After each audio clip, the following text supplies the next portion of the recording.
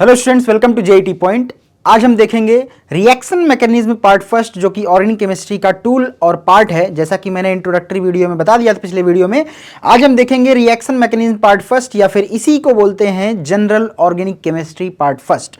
Specially हम इसमें बात करते हैं किस चीज़ का, इसमें हम बात करते हैं टूल्स की। General organic chemistry part first, ठीक है। चलिए स्टार्ट करते हैं रिएक्शन मैकेनिज्म पार्ट फर्स्ट। बिल्कुल ध्यान से देखिए। सबसे पहली चीज आपके सामने आती है क्या? Reaction. What do you mean by reaction? समझना क्या है।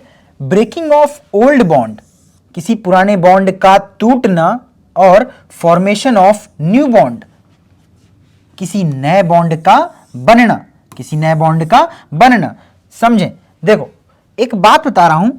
मान लो इनिशियली अपने पास एक कंपाउंड था एक्स ए, ठीक है। ये कंपाउंड है अपना, ये रहे इसके इलेक्ट्रॉन्स। ये कंपाउंड है अपना, ये एक्स का इलेक्ट्रॉन, ये ए का इलेक्ट्रॉन, ठीक है क्या? क्लियर है? चलो, हमको पता ही है, आप सभी को बेसिक बातें, कि एक बॉन्ड बनता है दो इलेक्ट्रॉनों से। देखो, और एक कंपाउंड था अपने पास, एक सेकंड, पेन चेंज करके कर दूं, ज्यादा सही आएगा। समझना, दूसरा कंपाउंड अपने पास क्या था? Y B. क्लियर है क्या? ठीक है। इनके इलेक्ट्रॉनों को शो कर दूं मैं। ये रहा वाई का इलेक्ट्रॉन, ये रहा बी का इलेक्ट्रॉन। इतना क्लियर है? आप सभी को इतना दिख रहा है? चल देखो, होता क्या है अब समझना बिल्कुल ध्यान से। अब हुआ क्या, एक्स वाई के साथ एक्स की ए के साथ अब बन नहीं रही थी, बिल्कुल नहीं बन रही थी। समझो, एक्स चाह रहा था ए से अलग होना, तो ये बॉन्ड का क्या होगा? फिजन होगा। क्यों? पुराना बॉन्ड हो गया ना, ए के साथ काफी दिन हो गया, तो मतलब ए एक्स के साथ पुराना हो गया। समझना। अब इसी तरह वाई बी के साथ भी अलग होना चाहता है, मतलब क्यों? क्योंकि वाई बी के साथ भी क्या हो गया? पुराना हो गया। समझो, तो सबसे पहले दोनों के बीच का जो बॉन्ड है वो टूटेगा। समझना। और जैसे ही, समझना ध्यान से, ये क्या होगा? ये मान लो ये हुआ किसमें? ये हुआ आपके फर्स्ट स्टेप में, ये सब हुआ, ठीक है। ये सब हुआ कब? ये सब हुआ फर्स्ट स्टेप में। इतनी बात क्लियर है क्या? समझो, फर्स्ट स्टेप में हुआ क्या? बॉन्ड का फिजन हुआ।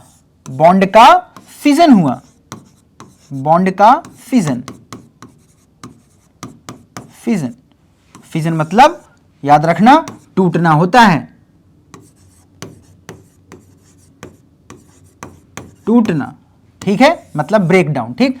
और दूसरा क्या होता है? एक होता है फ्यूजन। और फ्यूजन मतलब क्या होता है? फ्यूजन मतलब होता है जुड़ना। इतना क्लियर है? समझो, अब हुआ क्या? दोनों अलग हुए, तो देखो एक्स अपना इलेक्ट्रॉन लेके अलग हो गया। मान लो एक्स अपना इलेक्ट्रॉन लेके अलग हो गया, और ए भी अपना इलेक्ट्रॉन लेके अलग हो गया। तो जब दोनों टूट गए, दोनों के बीच दीवार आ गई। समझना। और इसी तरह वाई अपना इलेक्ट्रॉन लेके अलग हो गया, और बी भी अपना इलेक्ट्रॉन लेके साइड हो गया। समझना, होता क्या है, किसी के साथ कभी भी बॉन्ड बनाने से पहले अप्रोच बहुत जरूरी होता है ना। अप्रोच पता ही आपको अप्रोच करना पड़ेगा। अगर आप अप्रोच नहीं करोगे तो आपको नहीं मिलेगी। समझना। अब क्या होगा? एक्स का काम क्या है? समझना, एक्स ने अप्रोच किया बी को। ध्यान समझना, एक्स ने अप्रोच किया किसको? बी को। और ए ने अप्रोच किया वाई को। समझना बात को ध्यान से। एक्स ने अप्रोच किया बी को और ए ने अप्रोच किया वाई को। ध्यान समझना, अब हुआ क्या, ये तो काफी, ये सारी चीजें स्टेप्स में हो रही हैं, बिल्कुल ध्यान से। ये स्टेप नंबर 2 यानी कि सेकंड स्टेप में क्या हुआ, अप्रोचमेंट मैं कह सकता हूं। अप्रोचमेंट मतलब कि एक दूसरे के टुवर्ड्स मूवमेंट स्टार्ट हो गया, समझना। अब जब एक दूसरे के टुवर्ड्स मूवमेंट स्टार्ट हो गया, बिल्कुल ध्यान से, अगर मैं ये चीज ना भी बताऊं तब भी आप समझना, बिल्कुल ये बातें बाद में है, लेकिन अभी आप समझिए कि हुआ क्या, ये चीजें हो कैसे रही हैं, वो मैं बता रहा हूं। देखो लो, जब ये एक दूसरे को अप्रोच कर दिए, एग्री हो गए, तो अब जो अपना फाइनल नया प्रोडक्ट जो बना, जो अपना फाइनल नया प्रोडक्ट बना, ध्यान से देखें, नया प्रोडक्ट बना, एक्स के साथ अब कौन आया, एक्स के साथ अब बी आया, प्लस एक्स के साथ और कौन, अब वाई के साथ फिर कौन आया, फिर वाई के साथ बी आया। वाई के साथ कौन आया, वाई के साथ बी आया। इतनी बात क्लियर है क्या? देखो ध्यान से देखो, मतलब देखो, अब आप समझो वो डेफिनेशन कि रिएक्शन की डेफिनेशन है क्या। रिएक्शन की डेफिनेशन क्या थी, break down of old bond, old bond का टूटना और फॉर्मेशन ऑफ न्यू बॉन्ड, नए बॉन्ड का बनना। तो देखो पुराना बॉन्ड एक्स और ए के बीच था, वाई और बी के बीच था पुराना बॉन्ड।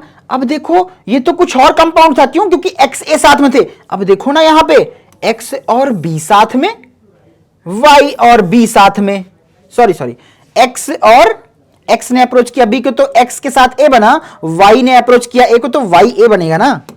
सॉरी मेरे से मिस्टेक हो गई, ह्यूमन एरर। तो वाई के साथ, वाई ने किसके साथ बॉन्ड बनाया, वाई ने ए के साथ बॉन्ड बनाया। अब देखो सेम रह गया क्या कुछ, देखो चीजें अलग हो गई ना। देखो पहले एक्स के साथ ए था, यहां पे एक्स के साथ बी है, वाई के साथ बी था, तो अब वाई के साथ ए है। तो वही तो मैं कह रहा हूं कि पुराने बॉन्ड का टूट जाना और नए बॉन्ड का बन जाना, यही तो कहलाता है क्या, यही तो कहलाता है होलसम, क्या कहलाता है, रिएक्शन।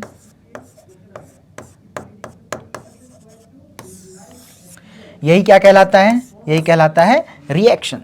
इतनी बात क्लियर है आपको, आई होप आपको समझ में आई होगी। जल्दी से इसका स्क्रीनशॉट लीजिए, चलिए स्क्रीनशॉट लीजिए इसका।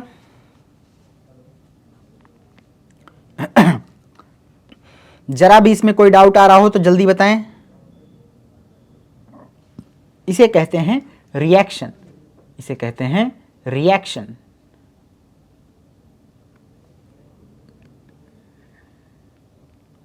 इसे कहते हैं रिएक्शन। चलें आगे, चलो जल्दी चलो। देखो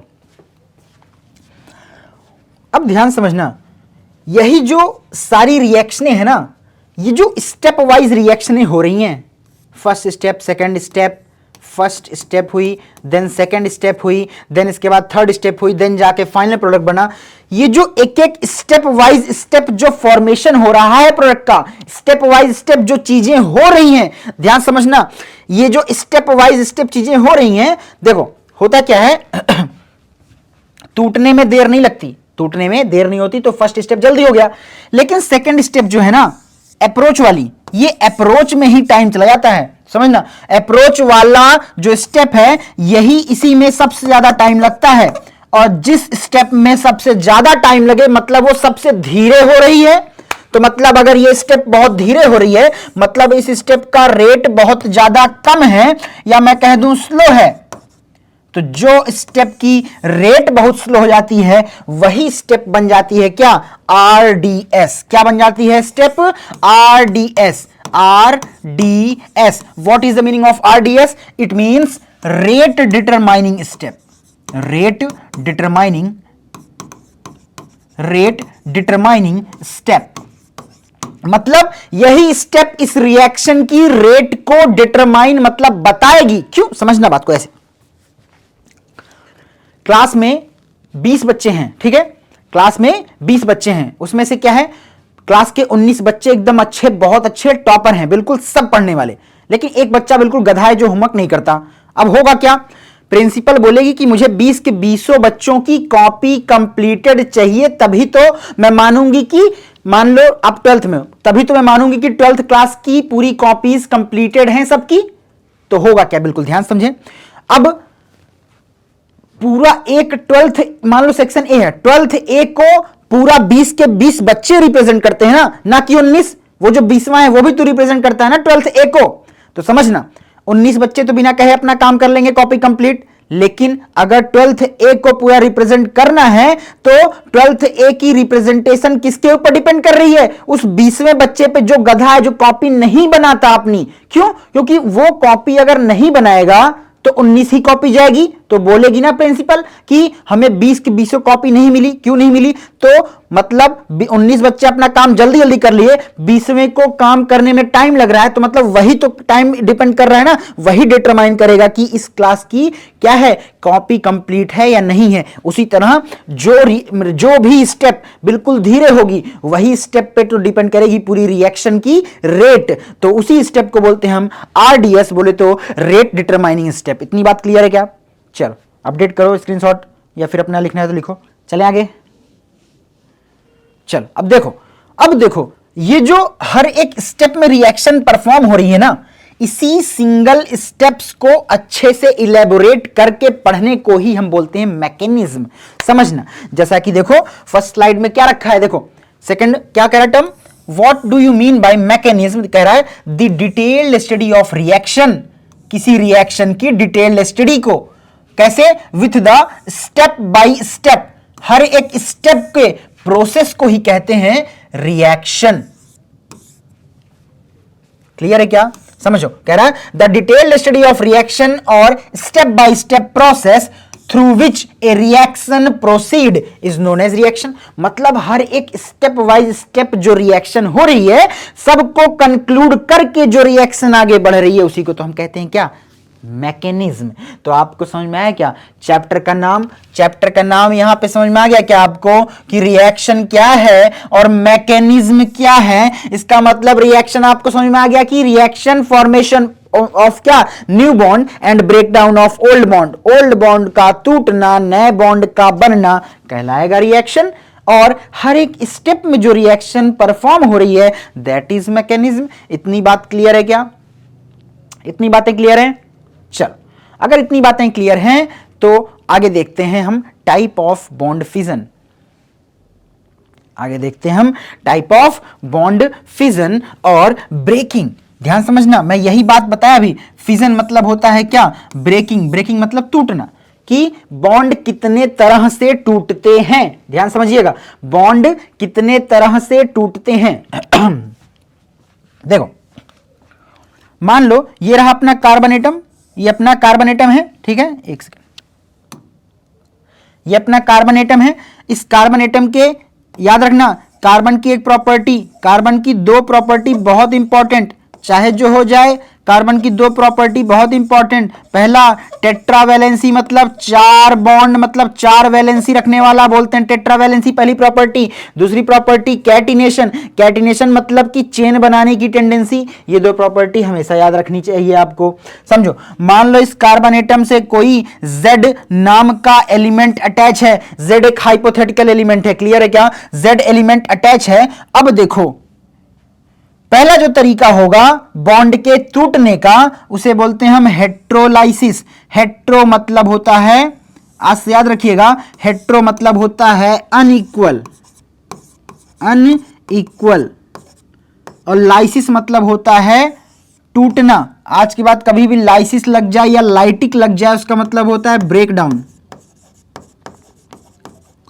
क्लियर? इतनी बात, टूट जाना उसका मतलब होता है। क्लियर है क्या? समझो, अब देखो, जैसे क्या होगा, कार्बन, ये वाला बॉन्ड कार्बन का है, ये वाला बॉन्ड कार्बन का है, ये वाला बॉन्ड किसका है, दूसरा बॉन्ड किसका, Z का है। अब देखो, ये जो Z है ना, ये डिपेंड करेगी दो तरह से, समझना। अगर क्या हो, जब आपका, याद रखना, यहां पे जब Z की EN ज्यादा हो, किससे, कार्बन एटम से। En बोले तो इलेक्ट्रोनेगेटिविटी। जब Z की इलेक्ट्रोनेगेटिविटी ज्यादा होगी कार्बन से तो Z क्या करेगा, पूरे बॉन्ड को खींच लेगा। मतलब मैं बोल दूं अपना इलेक्ट्रॉन तो रखेगा ही अपने पास, कार्बन का भी इलेक्ट्रॉन अपनी तरफ खींच लेगा। इतनी बात क्लियर है क्या? अब देखो जैसे ही Z ने पूरे इलेक्ट्रॉन खींच लिए तो Z पे इलेक्ट्रॉनों की डेंसिटी मतलब एक्सेस हो गई, तो Z पे लग गया नेगेटिव चार्ज, लग गया negative charge. Negative charge indicate करता है कि इलेक्ट्रॉनों की डेंसिटी बढ़ गई, मतलब कि इलेक्ट्रॉनों की संख्या बढ़ गई। तो और कार्बन पे डेफिशिएंसी बता दिया, मतलब कार्बन पे पॉजिटिव लग गया। इतनी बात क्लियर है क्या? सेकंड केस में होता क्या है, जब कार्बन की En ज्यादा हो जाए, किससे? Z एलिमेंट से, तो वही चीज उल्टा हो जाएगी। कार्बन Z के इलेक्ट्रॉन खींच लेगा तो कार्बन पर नेगेटिव चार्ज आ गया और इस पे जो Z एटम है उस पे पॉजिटिव चार्ज लग गया। इतनी बात क्लियर है क्या? चलो ये तो रहा हेट्रोलाइसिस। होमोलाइसिस देखें। होमोलाइसिस होता है, ध्यान से, ये इक्वल अमाउंट में होता है। ये जो एरो मैंने पूरा इसमें लगाया है स्लाइड में, ये पूरी एरो नहीं होगी, ये हाफ एरो होगी। ठीक है, समझो। हेट्रोलाइसिस को क्या करना है आपको, इसी बॉन्ड के बीच में बिल्कुल ऐसे गिरा देनी है दीवार। ठीक, अब समझो होता क्या है। अब देखो कार्बन अपना इलेक्ट्रॉन लेके अपने पास गया, Z अपना इलेक्ट्रॉन लेके अपने पास गया। ठीक, तो जैसे डिवाइड हुआ तो देखो कार्बन के पास अपना इलेक्ट्रॉन पड़ा है और Z के पास देखो अपना इलेक्ट्रॉन पड़ा है। ठीक, अब देखो हुआ क्या, इससे फ्री, ये कहते हैं इसे फ्री रेडिकल। जब एक सिंगल इलेक्ट्रॉन बच जाए उसी को बोलते हैं फ्री रेडिकल। ध्यान से समझना बिल्कुल। इससे दो चीज पता चलती है क्या, अगर मैं कभी आपसे बात करूं या फिर मैं पूछूं क्या कि फॉर्मेशन ऑफ कैटायन बोले तो पॉजिटिव चार्ज एंड एनायन बोले तो नेगेटिव चार्ज। कैटायन बोले तो पॉजिटिव चार्ज, एनायन बोले तो negative charge. Formation of cation and anion is responsible by the heterolysis bond fission. मतलब जो हेट्रोलाइसिस टाइप का बॉन्ड फिजन है उससे ही बनता है क्या, उससे ही बनता है कैटायन, उसी से बनता है एनायन। इतनी बात क्लियर है क्या? मतलब एनायन और कैटायन का फॉर्मेशन होता है किस तरह के बॉन्ड फिजन से? हेट्रोलाइसिस से। इतनी बात क्लियर है क्या? और सेकेंडली समझना, free radical, formation of free radical किससे होता है? Homolysis. Homolysis is responsible for the formation of free radical. अब आप समझ पा रहे हो कि ये कैटायन, ये एनायन, ये कैटायन, ये एनायन, ये फ्री रेडिकल, यही तीनों मिलके केमिस्ट्री के इंटरमीडिएट्स कहलाते हैं, जो कि हम नेक्स्ट लेक्चर में देखेंगे। बिल्कुल प्यार से याद रखिएगा, लेक्चर्स 15-15 मिनट के होंगे लेकिन बेस्ट होंगे। एक एक चीजें डीप में समझाऊंगा। बिल्कुल प्यार से आप साथ चलेंगे, साथ पढ़ेंगे तो बिल्कुल एक भी चीज में डाउट नहीं आएगा, मेरी गारंटी है। मिलते हैं आपसे पार्ट सेकंड में। Till then, thank you.